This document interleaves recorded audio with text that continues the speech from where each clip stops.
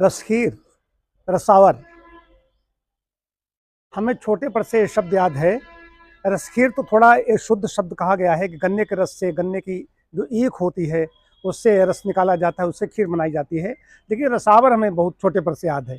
हमारे गांव मामा ननिहाल का जो जहाँ है उस गांव का नाम है सरावर। तो सरावर जब मैं जाता था तो हमारे यहाँ जैसे गांव में कहते सब लोग, अरे सरावर जा रहे हैं, सरावर में रसावर खाएंगे जाकर।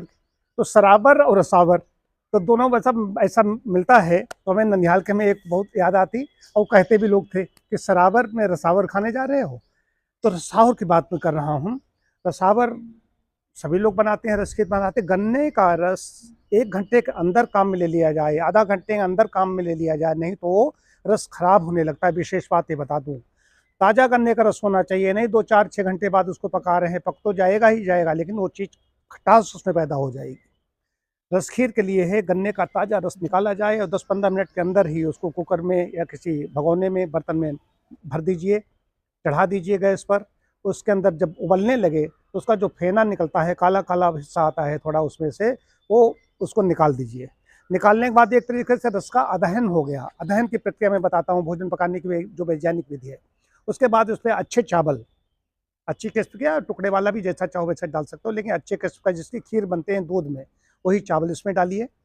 उसमें थोड़े से काजू डाल दीजिए, बाकी कई चीज़ें लोग डाल सकते हैं, लेकिन काजू ही डालिए, काजू के अलावा कुछ भी मत डालिए। इसको धीमी आंच पे पकने दीजिए। ये पक गया। 1 लीटर रस में करीब 80 से 100 ग्राम चावल उसमें डाल दीजिए। धीमी आंच पे पक गए। पकने के बाद में उतार लीजिए और दूध कढ़ाई में चढ़ा दीजिए। दूध गाय का मिल जाए तो बहुत अच्छा। जैसे हमें तो गाय का दूध में, जिसका सेब गाजर खा रही, वो दूध है मेरा, उसकी ऐसा दूध मुझे मिल रहा है, तो उसमें कढ़ाई पे चढ़ा करके धीरे धीरे उसको गर्म कीजिए। उसका गाढ़ी गाढ़ी खूब रबड़ी बनाइए।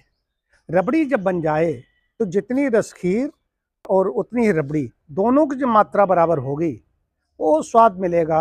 आप कहेंगे क्या डॉक्टर साहब ने, हालांकि नेचुरोपैथी की बात यहाँ पर नहीं है, स्वस्थ व्यक्ति की बात बता रहा हूँ। जो स्वस्थ है वो ऐसी चीज़ ले। रसावर के साथ में ये रबड़ी का बहुत अच्छा मेल है।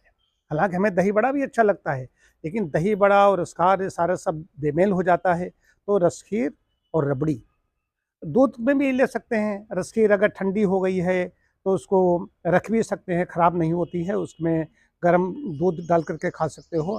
लेकिन ताज़ी रस खीर और ताज़ी रबड़ी, इसका मेल अच्छा है।